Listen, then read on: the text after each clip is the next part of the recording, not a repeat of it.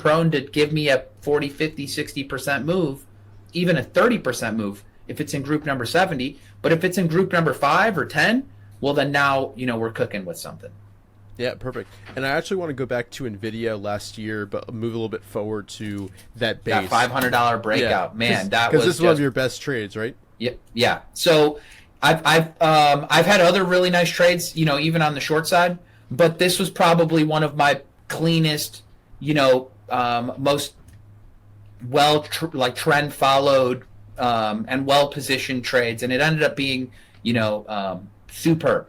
Which you're welcome. I shared with you the trade. You're welcome to include it somewhere if you wanted after the show. But yeah, it was absolutely perfect, right? It's like you had this gap up, you had this beautiful, beautiful 5-month consolidation, and then I remember this thing on 1.5, and it wasn't out of the base just yet. But if we looked at it on a 60-minute time frame, it was actually just getting above its 200 EMA on the 60-minute. So that was kind of the first trigger in my mind where, it's kind of like for people, anybody familiar with the turtle traders, right, where it's like you're just buying it as it's going through the moving average, and then you're using that moving average as your guide. So that was it, just a break over prior day high. And I'll actually bring this one up here so I could tell you exactly. So this was on January 5th of 24 at 488.63. So effectively just getting over prior day high, literally right here, 488.63. Whoops. That kind of goes to that prior bar. Let me change this really quickly. So 488.63 right there.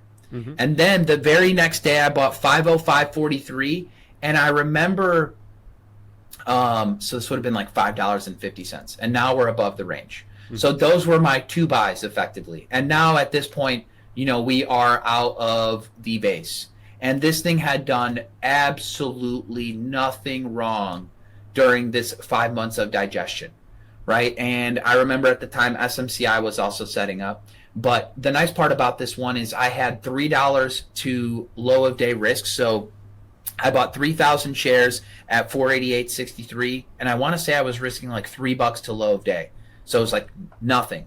And then the very next day, I remember I told myself, like, I want to buy some over 500, and then I want to buy some like at 505 or 510, because then it'll kind of be like confirmation that we're really breaking out. But literally by the time I blinked, we were at like 515. It pushed, yeah. And I was just like, well, what the hell? Like, zero chance of adding.